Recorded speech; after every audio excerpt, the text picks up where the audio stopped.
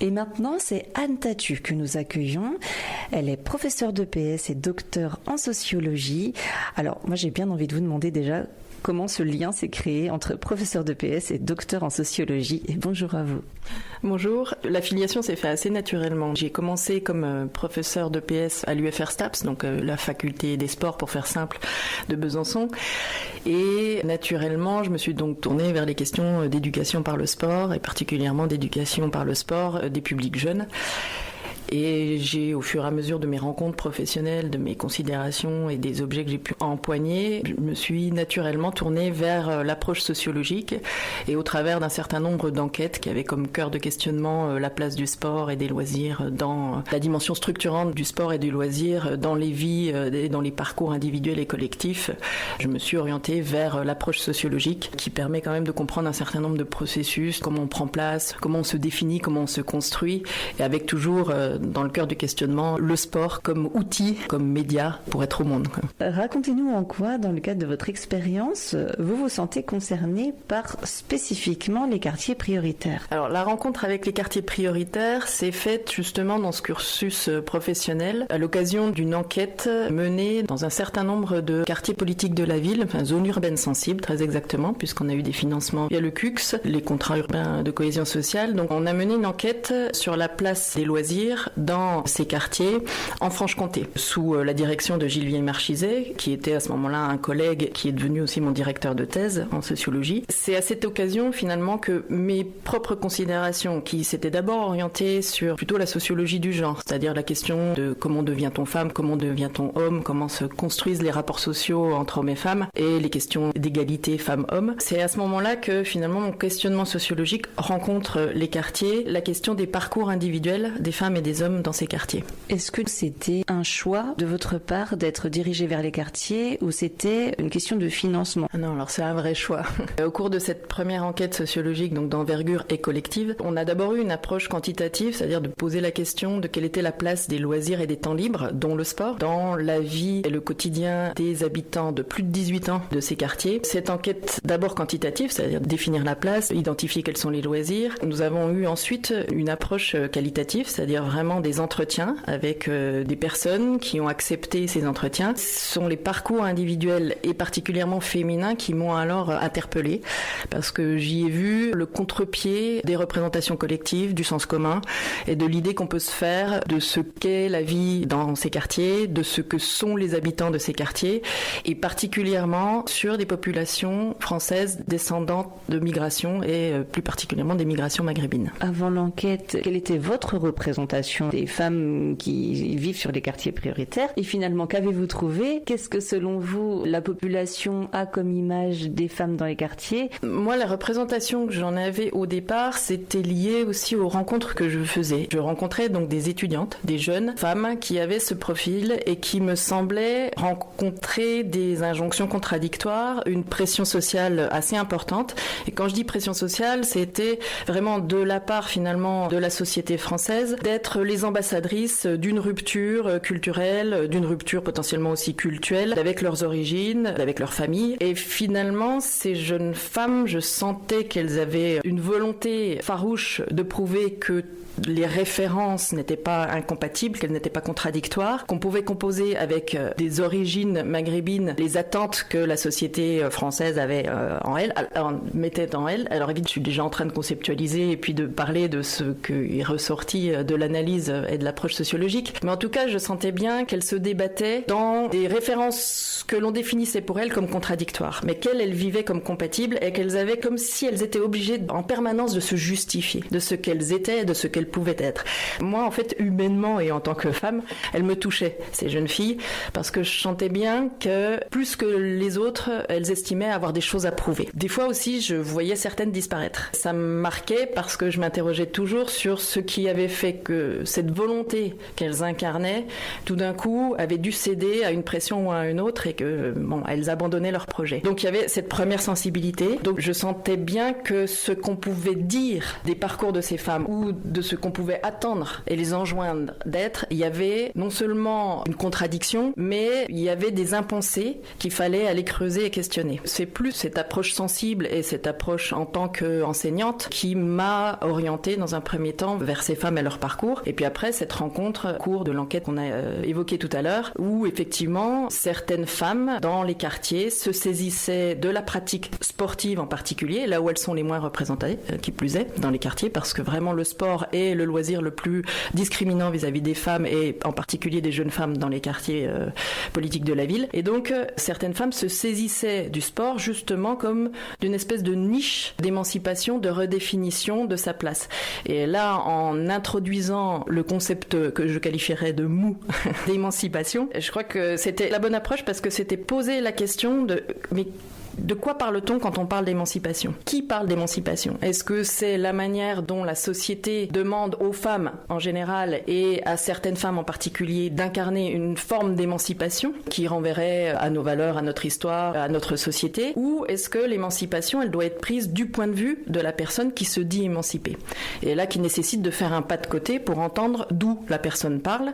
Et c'est très exactement la manière dont j'ai empoigné cet objet finalement dans mon travail de thèse en sociologie. Pour faire le lien avec votre travail du coup et vos différentes rencontres, alors déjà, comment est-ce que vous avez fait pour pouvoir rencontrer ces femmes, pour qu'elles soient en confiance avec vous, qu'elles osent échanger, se confier ? Si on reprend depuis le début, parce que mon travail de thèse portait sur, si on fait court, l'émancipation individuelle par le sport de Françaises descendantes de migrants maghrébins en quartier populaire, sachant que j'ai travaillé exclusivement sur le quartier de Planoise. La question du sport était centrale, donc il fallait déjà identifier où étaient ces femmes et dans quelle mesure elles étaient représentées dans le sport. Donc il y a déjà eu un travail, on va dire, de repérage quantitatif pour identifier la place de ces descendantes de migrants. Ça veut dire descendantes de migrants, c'est une première génération née en France d'au moins un parent migrant. Donc vous imaginez bien que c'est un travail qui emprunte certains méandres et détours, où il peut y avoir des biais méthodologiques parce que c'est un repérage quantitatif, patronymique, et puis qu'il faut que les associations sportives ouvrent leurs portes pour accepter qu'il y ait ce comptage pour pouvoir identifier la présence de ces femmes, puis ensuite pouvoir effectivement les rencontrer. Alors la rencontre, elle s'est faite par une immersion longue, en fait, dans le quartier de Planoise, c'est-à-dire que je suis allée dans ces associations, j'ai pratiqué le sport dans ces associations avec ces femmes plus ou moins jeunes, parce que finalement la définition de descendantes de migrants maghrébins, j'ai eu des femmes qui avaient entre 15 pour la plus jeune et une quarantaine d'années pour la plus âgée que j'ai pu interviewer. C'est pendant, je dirais, une durée d'environ 8 mois, une immersion, une présence régulière dans le quartier, dans les associations, sur les temps de pratique, pour finalement faire partie un peu des meubles, c'est-à-dire être acceptée dans ma présence, ne plus être identifiée comme celle qui vient chercher de l'information, qu'il n'y ait pas de défiance, et puis qu'il y ait au contraire une confiance et des échanges qui se font ensuite assez naturellement parce que finalement il y a plusieurs possibilités d'identification, soit en tant que sportive, soit en tant que femme, soit en tant que mère. Alors ça, c'est quand j'ai interviewé les mères, c'était vraiment en tant que maman que l'accroche et le lien se faisaient et ça a donné lieu à des échanges d'une richesse. J'ai relu avant de venir la page de remerciement de ma thèse où effectivement je m'adresse à ces mamans et pas qu'à ces mamans, mais et où je dis l'honneur qu'elles m'ont fait de ce don qu'elles m'ont fait de se livrer. Et ça, c'était vraiment des temps d'échange humains qui étaient extraordinaires. Le lien, il se crée assez simplement et c'est pour la petite anecdote, finalement la personne avec laquelle il y a eu le plus de décalage, c'était cette jeune fille d'une quinzaine d'années qui était vraiment sportive de haut niveau en lutte gréco-romaine et qui, à un moment pendant l'interview, répond à son téléphone portable en disant « Ouais, mais attends, parce que je suis avec la journaliste. » Et qui est à peu près la seule, qui m'a identifiée, mais sans défiance, comme quelqu'un qui faisait un reportage et effectivement pas une universitaire et pas une sociologue. Ce qui était important d'ailleurs, parce que si vous restez sur la posture du sociologue et de l'universitaire, donc du sachant, mais finalement vous créez pas d'échange, alors que là, on est vraiment dans une relation d'égal à égal et humaine. Moi, j'ai bien envie d'avoir des extraits de ces moments d'échange avec ces femmes. Alors, je ne sais pas si vous avez des enregistrements, mais vous avez peut-être des souvenirs de ces moments-là ? Alors des enregistrements, j'en ai, mais le principe d'une recherche sociologique, c'est vraiment évidemment de garantir l'anonymat des participants, des personnes enquêtées. Et d'ailleurs, pour la petite histoire, j'ai anonymé les prénoms, mais pour toujours gardé le lien et le sens. J'ai gardé l'initiale du prénom et je suis allée chercher des prénoms qui, dans leur signification, me rappelaient finalement l'esprit de cette personne. Anonymer, ça veut pas dire retirer l'âme de l'échange et au contraire, c'est ce que j'ai essayé de conserver. Alors, des anecdotes, oui, il y en a certainement un paquet. Il va falloir que je les mobilise parce que ça date d'un certain nombre d'années. Alors, il y a eu plusieurs échanges qui ont été extrêmement forts. Il y a des personnalités très marquantes, il y a des parcours extrêmement marquants. C'est vrai que les parcours qui m'ont le plus touché et marqué, c'est le parcours des mères, c'est-à-dire ces femmes migrantes qui sont généralement arrivées en ayant non pas subi la migration, mais en ayant suivi la migration, c'est-à-dire qu'elles sont rarement à l'origine de la décision migratoire. Les mères que j'ai rencontrées sont des mamans qui ont été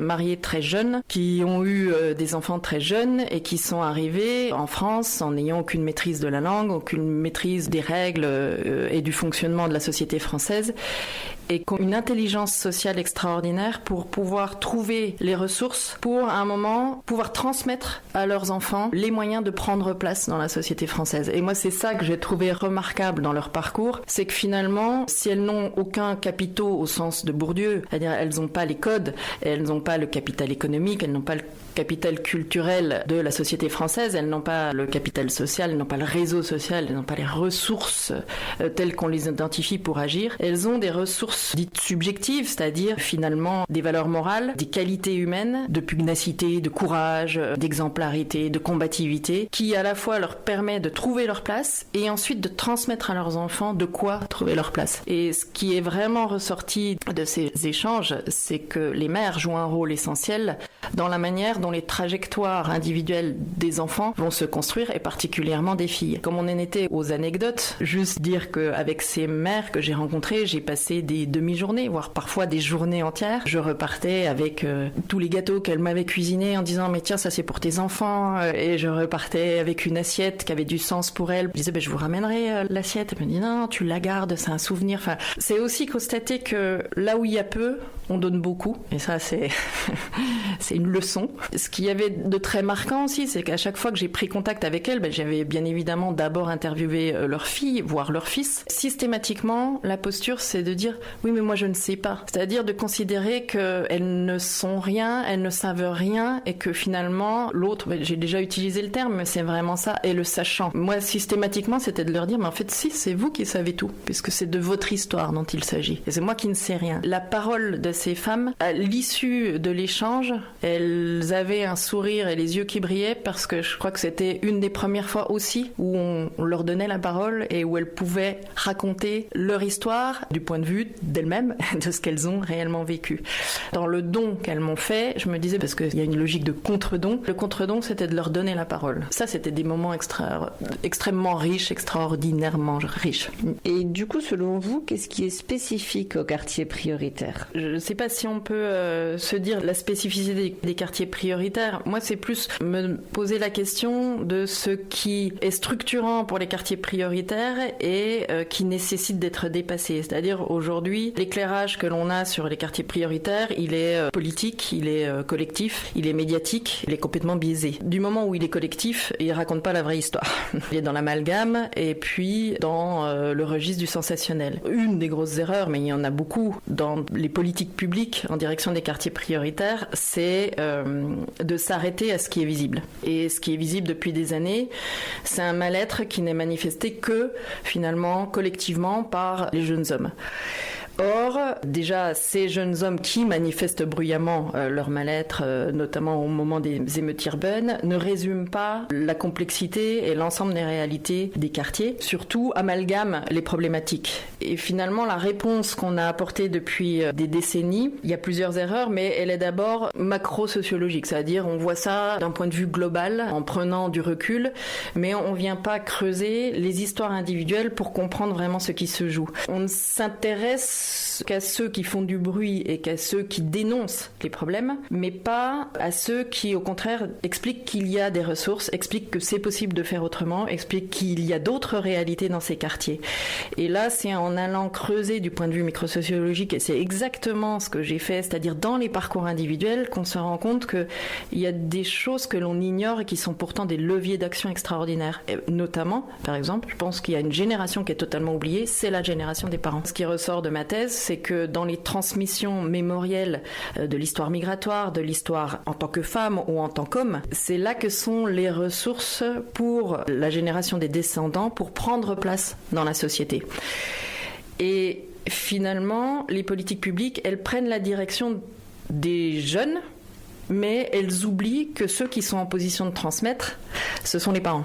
Aussi dans cette lecture plus proche des histoires individuelles que l'on comprend comment réorienter la manière d'intervenir dans les quartiers. Puis encore, le terme d'intervention, il est assez péjoratif finalement. On comprend comment accompagner autrement l'évolution dans les quartiers.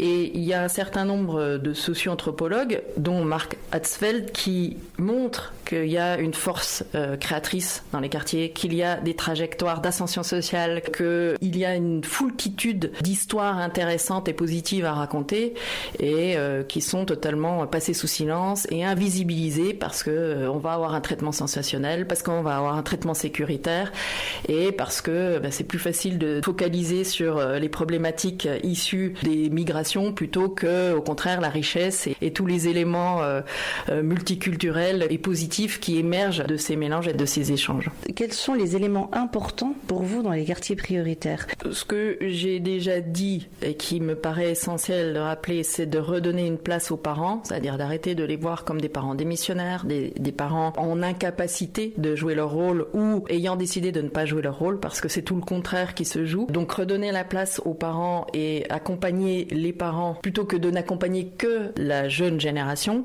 Et effectivement, c'est tout le maillage aussi associatif qu'il est essentiel de soutenir dans les quartiers, parce que le travail au plus près justement des habitants des quartiers est celui qui produit des effets positifs. Moi, les enseignements dans ma thèse, c'est de voir l'intelligence des parents être capables de s'appuyer sur tous les leviers qui peuvent devenir structurants et pallier peut-être à leur manque de capitaux dans les transmissions aux enfants, c'est-à-dire les mères notamment se sont appuyées sur l'école, certaines se sont ouvertement appuyées sur le sport comme pouvant être une activité structurante et cadrante pour les enfants. Ce maillage associatif, il est essentiel. Et quand je dis ça, il y a une alerte aussi sur le fait qu'il y a des associations qui, à contrario, ne sont pas ancrées dans le territoire et qui viennent consommer des ressources du territoire. Et là, typiquement, par exemple, pendant la première phase de mon approche en thèse, pour repérer là où étaient ces jeunes femmes, c'est d'identifier des associations qui sont dans les murs, qui proposent des entraînements, qui proposent des activités, mais qui finalement, ces activités sont consommées par des personnes extérieures au quartier. Alors en soi, ça peut amener de la mixité sociale, c'est très intéressant, sauf que c'est pas du tout la démarche de l'association. Donc je pense qu'il faut être aussi vigilant, accompagner les associations, parce que les appels à projets, les courses à la subvention sur soit de la politique de féminisation, soit de la politique justement de développement de dispositifs en direction de publics à besoins particuliers. Il y a des associations qui sont devenues expertes pour aller chercher ces subventions, mais qui concrètement, derrière, ne vont pas mettre en place des dispositifs pour aller à la rencontre de ces publics dans les quartiers. Donc là, il y a un point de vigilance très important. Justement, quel est votre point de vue sur cette jauge, si je pourrais dire, de jeunes comme d'adultes qui peuvent être accompagnés sur ces associations qui sont normalement à destination des publics des quartiers prioritaires, et la jauge entre ceux qui viennent d'ailleurs et ceux qui viennent du quartier, comment jauger entre amener cette mixité sociale et en même temps rester sur son cœur de cible qui est d'accompagner les habitants des quartiers? Bien évidemment, l'entre-soi est pas souhaitable. Maintenant, dans la manière dont une association s'implante sur un territoire, il faut effectivement qu'elle se donne les moyens d'aller à la rencontre de son public. Et quand, comme réponse, je recevais, parce que je posais la question de savoir, mais est-ce que vous avez des habitants, bon, ça c'était pour les associations extérieures au quartier, est-ce que vous avez des habitants du quartier qui viennent pratiquer? Et la réponse était, mais nous on les empêche pas. Mais en fait, on peut pas se satisfaire de ce niveau de réponse-là. C'est pas la question de savoir si vous les empêchez ou si vous les refusez, c'est la question qui pousseront pas à la porte et qui viendront pas vous solliciter. Donc qu'est-ce que vous avez fait pour aller à leur rencontre? Et voilà, c'est vraiment cette démarche-là, c'est-à-dire est-ce que le dispositif ou l'action ou la raison d'être de l'association au départ a vraiment vocation à aller chercher ceux pour qui, dans un premier temps, l'activité peut être un impensé. Voilà, c'est ça aussi qu'il y a à avoir en tête, c'est qu'il y a des publics qui sont à la marge parce que c'est un impensé. C'est-à-dire les femmes que j'ai pu rencontrer, les mères en particulier, pouvaient me dire, mais au départ, moi, j'imaginais pas que c'était pour nous. Ou même les filles qui pratiquaient, disant, ben voilà, mon père m'a jamais autorisé à aller faire du sport, de même qu'il m'a pas autorisé à aller faire des études de médecine parce qu'il s'est dit que c'était pas pour nous. Donc c'est vraiment dans ce sens-là, si les publics sont à la marge, il suffit pas de dire mais ils peuvent tout à fait venir, il faut aller les chercher pour leur expliquer que oui, c'est aussi pour eux.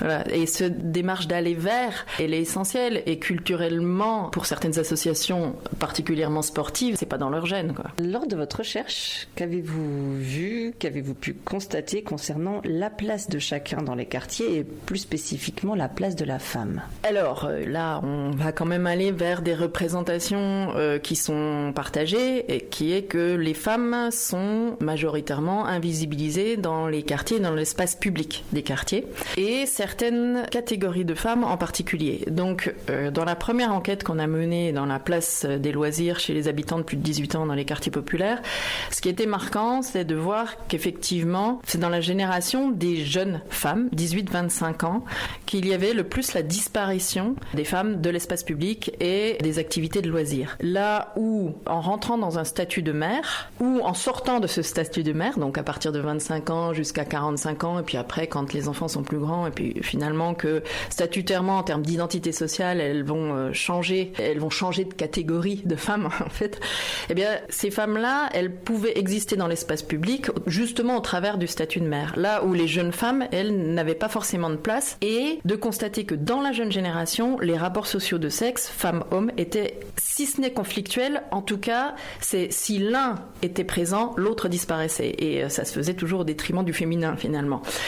Même si on n'y prête pas garde, alors dans les espaces publics, par exemple, les cities où les jeunes hommes vont pouvoir s'adonner à des pratiques sportives, les filles sont totalement absentes, mais si on n'y prenait pas garde, c'était même dans, par exemple, les activités proposées par la maison de quartier. Les jeunes femmes de dire, non, mais du moment où les garçons y sont, nous, on n'y va pas. Voilà, donc c'est cette absence de mixité dans la jeune génération qui est assez marquante, parce qu'elle correspond aussi vraisemblablement à une forme de régression. C'est-à-dire qu'on rentre dans une période où ça se marque à nouveau. Cette disparition des filles et cette omniprésence des garçons dans la jeune génération. Cette absence de mixité traduit une défiance d'un sexe par rapport à l'autre et un manque d'estime de soi et un manque d'estime de l'autre, mais un manque de confiance en fait dans l'autre. Et via le sport, c'est un travail qui est vraiment intéressant à mettre en place, mais qui nécessite du temps. Et là où je veux en venir, c'est ce qui est très important, faire venir des publics et revendiquer le fait que nous sommes une société qui défend l'égalité femmes-hommes et où la mixité est une obligation finalement et de mise et fait partie des valeurs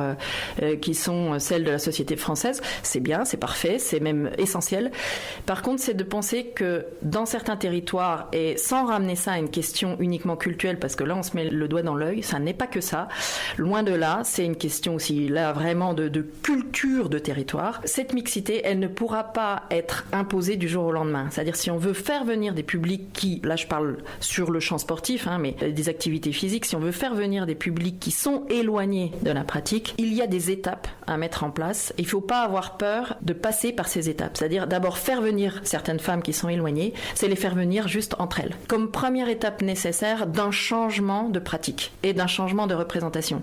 Et la problématique que l'on rencontre, c'est que le politique va beaucoup trop vite, veut aller beaucoup trop vite et qu'on n'a pas le temps de mettre en place des dispositifs qui seraient pluriannuels, qu'on évaluerait aussi à chaque étape et qui nécessairement renvoient à des processus qui sont générationnels, donc qui s'étalent dans le temps. Vous ne pouvez pas régler cette question en un an, quoi. Voilà, c'est pas un dispositif annuel qu'il faut mettre en place, c'est des dispositifs qui sont chaque année évalués et qui chaque année vont évoluer vers cet objectif que j'ai énoncé de remettre de la mixité genrée ici. J'ai pu constater dans des associations concernant les jeunes qui sont au collège et au lycée, la présence de filles et de garçons dans ces associations avec du travail en groupe, en commun. Mais pourtant, on sent quand même qu'il y a, même s'il y a cet effort qui est fait de la part de chacun, d'être tous ensemble, on sent que ça reste encore compliqué. On peut voir que quand les filles arrivent, en général, elles arrivent entre elles, les garçons entre eux, encore que les garçons tout seuls plus souvent que les filles toutes seules. Mais on sent que c'est pas suffisant. J'imagine que dans le sport,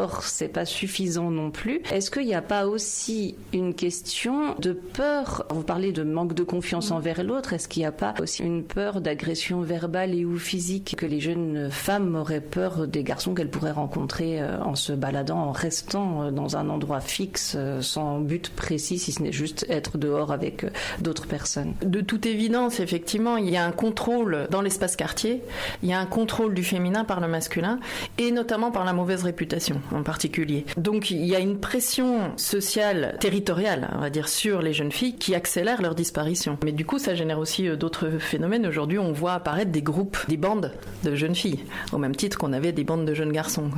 Comme réponse aussi à une injonction à rester à l'écart, à se faire oublier, à disparaître, à être invisible. Donc cette problématique d'insécurité que pourraient subir les filles et notamment de risque quant à leur réputation sur le quartier, elle est réelle et on ne va pas la nier. Et justement, c'est là que travailler sur des objectifs de remettre de la mixité au sein des activités et notamment des activités sportives me paraît essentiel justement pour recréer de la confiance et dépasser cette défiance réciproque. Vous avez parlé de l'école et ça c'est un élément qui est intéressant et du sport à l'école aussi, en tout cas des associations à l'école. L'élément qui est intéressant et que j'avais largement vu aussi dans ma thèse, c'est justement la confiance qu'il y a a priori dans l'école comme pouvant être le lieu de transmission positive pour accompagner l'ascension sociale des descendants et des descendantes, particulièrement des descendantes finalement. Et je pense que c'est un acteur de la même manière qu'il faut réhabiliter, en particulier dans les quartiers, justement parce qu'il y a une forme de neutralité. C'est un espace qui est safe, qui protège. Et que, du coup, les parents ont confiance. C'est-à-dire ce qu'ils n'autoriseraient pas potentiellement, par souci de protection, notamment des jeunes filles, à l'extérieur, par exemple la pratique sportive,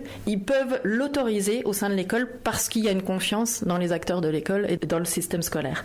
Et à partir de là, j'en reviens toujours à mon objet sportif et justement à l'association sportive du collège ou du lycée, qui est un lieu de découverte et de rencontre du sport pour ces jeunes filles. Enfin, c'est ce dont ont témoigné beaucoup des jeunes filles que j'ai interviewées. Les associations sportives sont vraiment un lieu de rencontre du sport pour ces jeunes filles, à la fois parce qu'il permet à des moments de pratiquer entre filles, mais aussi qu'il propose, dans un lieu dans lequel on a confiance, de travailler en mixité. Les associations sportives, c'est l'UNSS et cette fédération sportive, l'Union nationale du sport scolaire, pour moi, elle a tout compris, parce que tous les formats, elle ne propose pas que des formats compétitifs, mais tous les formats de compétition sportive qu'elle propose sont des formats mixtes. Et en équipe, et uniquement en équipe. 3 garçons, 3 filles, voilà. Et là, vous pratiquez, et donc vous découvrez que les autres ont des compétences que vous n'avez pas, ou qu'ils ont plus de compétences que vous n'imaginiez, mais dans une réciprocité, quoi. Donc c'est vraiment un travail qui me paraît intéressant. Et puisqu'il existe déjà à l'école, il me semble qu'il faut ensuite tirer le fil vers les associations. C'est le travail que font les maisons de quartier aussi, de créer une dynamique, une confiance, et de la même manière comme les maisons de quartier sont identifiées comme un acteur de confiance par les parents, les jeunes filles et les jeunes garçons vont pouvoir aller y pratiquer ensemble et avoir des activités communes potentiellement. Mais le but de ces maisons de quartier, au même titre que l'association sportive dans les établissements scolaires, c'est d'être un tremplin vers l'extérieur. Et c'est ce lien qui manque, alors qu'il y a eu des dispositifs, notamment la Fédération française de judo, qui ont développé des dispositifs où on faisait le lien entre tous ces acteurs. Je pense que ces actions exemplaires, elles ont eu le mérite d'exister et qu'il faut capitaliser sur ces actions pour remettre plus de systématicité dans l'intervention concertée ou suivie, c'est-à-dire qu'il y a un acteur qui initie le mouvement et puis ensuite les autres, ils interviennent, mais plus tard dans le parcours individuel. Pour conclure, qu'est-ce que vous avez retenu de toute cette recherche que vous avez faite ? Moi, je vous avais parlé au début du fait que j'avais empoigné le concept mou d'émancipation. On m'avait alerté sur la dimension scientifiquement casse-gueule, pour dire le mot, de ce concept, et que j'ai volontairement gardé justement parce que ça a pris tout son sens. Les jeunes femmes que j'ai interrogées parlaient d'elles en disant qu'elles étaient émancipées. Donc ça m'a appris la nécessité du pas de côté, c'est-à-dire quand on regarde un objet, ici le quartier, ou les parcours individuels des jeunes femmes dans le quartier, ou la place de ces femmes dans le sport, etc., c'est entendre d'où ces individus parlent, d'où ils partent, pour pouvoir comprendre comment les accompagner vers là où notamment la société française veut accompagner, c'est-à-dire, oui, les valeurs de la République, etc. Mais si on pose jamais la question d'où part la personne que je veux accompagner, on ne peut pas rentrer dans un parcours structurant ou constructif. C'est-à-dire, on va faire se heurter de discours, de postures, de monde de référence, au lieu de partir de l'un pour aller vers l'autre. Et c'est vraiment cette idée de pas de côté pour mieux voir ce qui se joue, ce qui se passe et comment ça se passe. Et tant qu'on n'a pas fait ce pas de côté, on n'a pas compris les processus qui étaient en jeu et donc on ne peut pas changer les choses. Pour finir, c'est de dire l'émancipation pour ces jeunes femmes aurait été de penser qu'elles devaient être dans la rupture familiale et culturelle. Mais c'est un non-sens. Voilà. Et c'est tout au contraire ce qui est ressorti de ma thèse, c'est que plus elles avaient les pieds trempés, pour reprendre l'expression d'Abdelmalek Sayad, plus elles avaient les pieds trempés dans l'histoire migratoire et les références biographiques de leurs parents, plus elles avaient les ressources pour se positionner dans la société française.